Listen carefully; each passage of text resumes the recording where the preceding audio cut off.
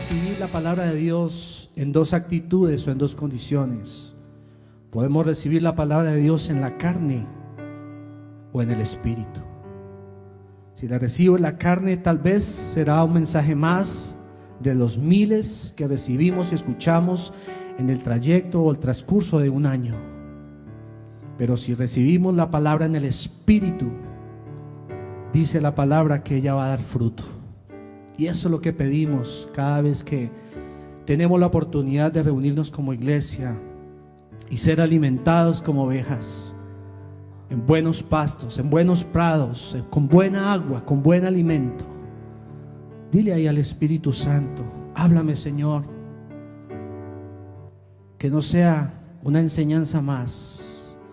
Revélanos tu palabra como la enseñaste y la revelaste a tus discípulos, que a través de tu palabra las vidas de muchos fueron y son cambiadas y seguirán siendo cambiadas. Espíritu Santo, háblanos en esta mañana, Señor. Prepara nuestro corazón, alimenta nuestro espíritu, nuestra alma, y sometemos nuestros pensamientos a tu voluntad preciosa y divina, Señor. Declaramos que tu Espíritu, Señor, traerá libertad en medio de tu pueblo, y que nunca, Señor, tu palabra caerá, porque ella dará el fruto por el cual es enviada y declarada, Señor, en este lugar. En el nombre de Jesús, amén y amén. Dios los bendiga. Estamos de fiesta. Estamos de fiesta. Estamos celebrando hoy el primer día de la semana del calendario cristiano, la resurrección de Cristo. ¿Sabían ustedes que el mundo casi no hace énfasis en la resurrección? El mundo hace énfasis en la muerte, mas no en la resurrección. Muchos historiadores, muchos científicos, médicos le han quitado el peso, la relevancia que tiene el mensaje de la palabra de la resurrección de Cristo. Ninguna doctrina podría ser evidente, ninguna doctrina podríamos llevarla a la práctica en nuestras vidas si no tuviéramos este mensaje de la resurrección de Jesús. Cristo anunció su muerte en muchas oportunidades. Unos le creyeron, otros no le creyeron, y otros les daba miedo pensar que un día su discípulo, su maestro, su líder iba a ser entregado a la muerte y mucho menos resucitar al tercer día. Había una expectativa en ellos cuando Jesús anunciaba. Cada vez que se acercaba el momento, cada vez que se acercaba la hora, Él lo declaraba, Él lo publicaba, Él se los enseñaba. Y no era por hacer molesto a ellos, sino era para que ellos se prepararan para esa eventualidad que iba a separar al mundo antiguo de un nuevo testamento, de un nuevo calendario, una nueva era, la era de la resurrección de Cristo. En Mateo 16:21, acompáñenme en unos apartes que Jesús habla de su muerte a sus discípulos, y ustedes lo ven en muchas de los evangelios, Cristo hablando y anunciando su muerte, pero la anunciaba, pero también declaraba que Él iba a resucitar al tercer día. Mateo 16:21 dice: desde entonces comenzó Jesús a declarar a sus discípulos que le era necesario ir a Jerusalén y padecer mucho de los ancianos, de los principales sacerdotes y de los escribas, y ser muerto y resucitar. ¿Cuándo? Al tercer día. Gloria a Dios. Más adelante, Mateo 17, versículo 22 y 23, el mismo aparte, las mismas circunstancias, pero con que la hora ya estaba más cerca. Estando ellos en Galilea, Jesús les dijo: el Hijo del Hombre será entregado en manos de hombres y le matarán, mas al tercer día resucitará. Y ellos, ¿qué pasó? Se entristecieron en gran manera. Ahora, la Biblia desde muy antes, desde 2500 años antes de que esta eventualidad sucediera y partiera un antes y un después en la historia de la humanidad, el enemigo, el diablo, las arrebató por la desobediencia. por las consecuencias de su pecado, porque la paga del pecado es muerte. Entonces ahí se abrió el abismo, la separación eterna. En vez de haber una cercanía a Dios por la obediencia, entró la desobediencia y vino la paga del pecado, el castigo de la humanidad por su pecado, que fue la misma muerte. No había esperanza para nosotros. Era un problema insalvable de la humanidad, en que toda persona que entraba a ese estado espiritual iba a morir eternamente, estar distanciado por toda la eternidad de parte de Dios, hasta que vino Cristo Jesús a traer el remedio, la solución a nuestras vidas. Apocalipsis 1:18 dice: y el que vivo y estuve muerto, mas he aquí que vivo por los siglos de los siglos. Amén. Y tengo las llaves de la muerte y del Hades. ¿Quién le quitó las llaves de la muerte y del Hades al diablo? Cristo Jesús, para que haya una esperanza para todos nosotros. Si seguimos sus principios, si seguimos sus pisadas, si seguimos su camino, es porque hay una esperanza para la iglesia, de que en el nombre de Jesús hay un lugar asegurado, hay un destino para cada uno de nosotros, y es la vida eterna. Cuando la palabra habla de llaves, es porque hay puertas, y dicen los teólogos y los comentaristas, dicen que esas puertas se abren con esas llaves, pero esas puertas están representadas en la misma muerte, que es el castigo que ella acarrea, y es condenación eterna, servidumbre, esclavitud y encarcelamiento. Es decir, que con esas llaves se abren las cárceles que hay, que es el resultado del pecado de los hombres, que es el resultado del espíritu de la muerte, el espíritu demoníaco de la muerte.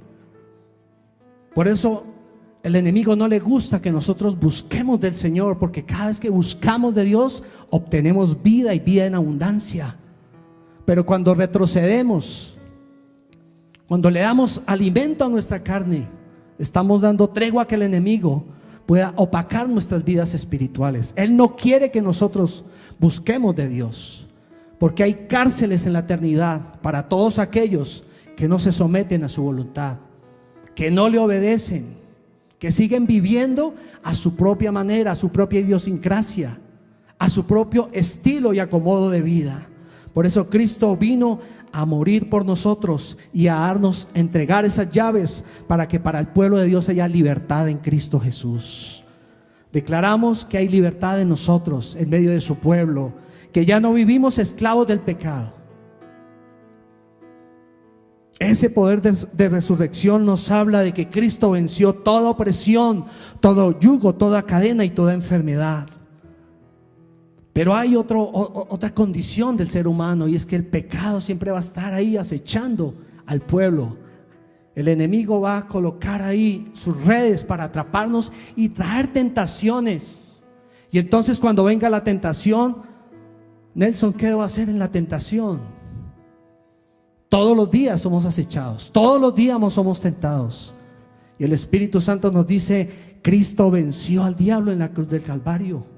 Tú tienes el poder y la autoridad para reprender al devorador en el nombre de Jesús. Resistid al diablo, ¿y qué va a pasar? Huirá de vosotros. ¿Hay excusa para caer en la tentación? Cuando Cristo ya venció en la cruz del Calvario al diablo. El diablo te tienta, pero no te obliga a pecar. Él es el tentador. Él nos aparta de Dios siempre que pueda, que nos ve débiles espiritualmente, nos va a tentar para que nosotros retrocedamos, para que no avancemos. Pero en Cristo Jesús, Él ya venció al diablo y tenemos el poder suficiente para derribar al enemigo. Resistid al diablo y Él huirá de vosotros. Juan 10:10 dice: el diablo vino ¿para qué? Hurtar, robar, destruir. Pero en cambio yo vine a traer ¿qué? Vida en abundancia.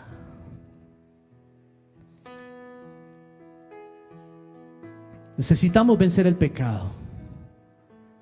Gálatas 2:20 dice: con Cristo estoy juntamente crucificado. Ya no vivo yo, mas vive Cristo en mí.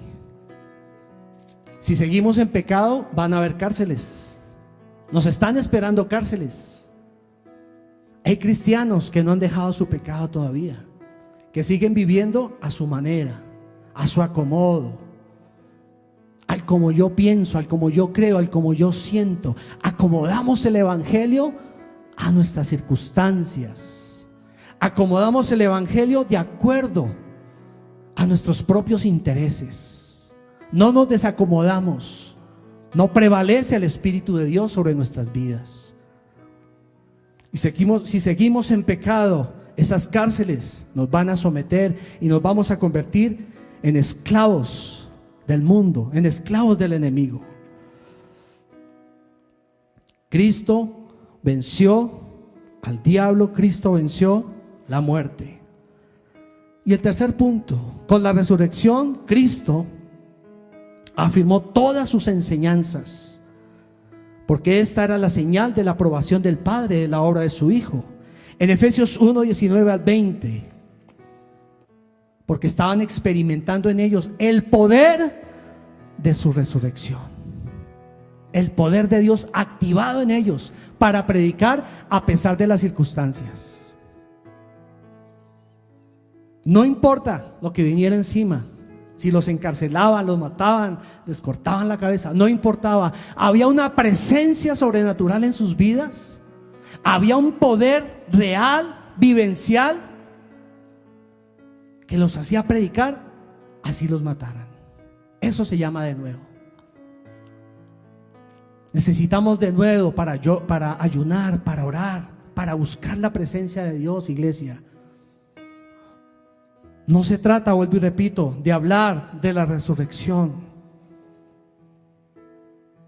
Se trata de demostrar el poder de su resurrección que actúa en ti, que actúa en nosotros, en su iglesia. ¿Dónde está el poder de esa resurrección en tu vida? ¿Está activo o está quieto?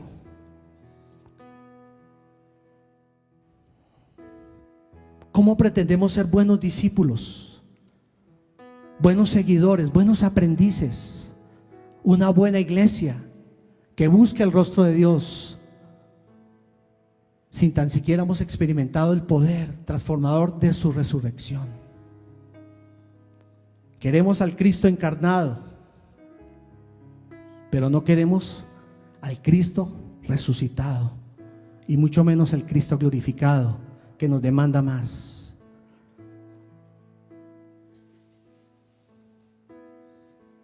Solo los que experimentan en Dios son los únicos que pueden demostrar a Dios.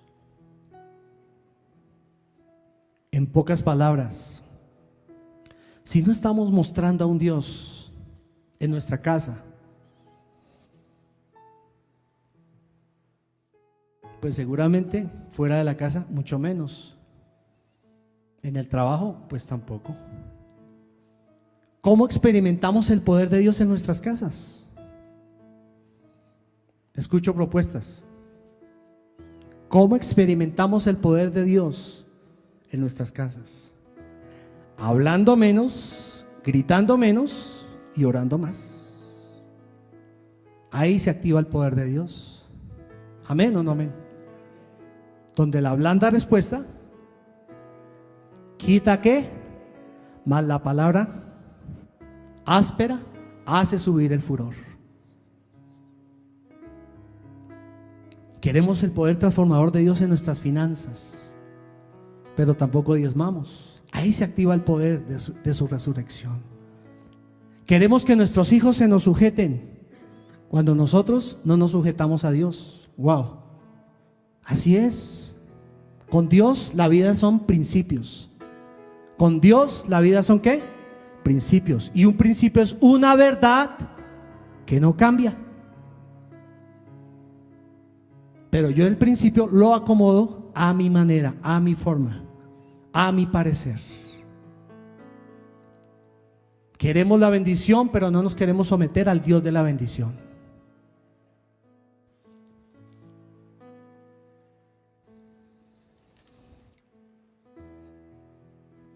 Por último, decimos que la resurrección es la prueba de que el sacrificio de Cristo en el Calvario fue aceptado por el Padre, y su sacrificio nos libró de la muerte y de la condenación.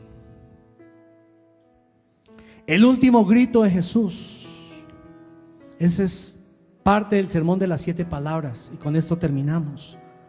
Su último grito en la cruz, ¿cuál fue? Ustedes que son lectores, estudiosos de la palabra de Dios, pero no solo teólogos, sino practicantes de la teología. Consumado es. Ese fue un grito. Para él, para el mundo, fue un grito de vergüenza. Para el mundo fue un grito de decadencia, de desánimo. Para el mundo fue un grito de desespero, de dolor. Pero para Cristo fue un grito de victoria, porque ahí estábamos nosotros, porque ahí estaba su iglesia. Y dice la historia, ese grito significa pagado por completo, todo está terminado. ¿Cuánto le dan gloria a Dios? ¿Vale la pena seguir al Señor? ¿Valdrá la pena seguir a Dios? Necesitamos conocer y experimentar el poder de su resurrección. Colócate en pie y vamos a orar.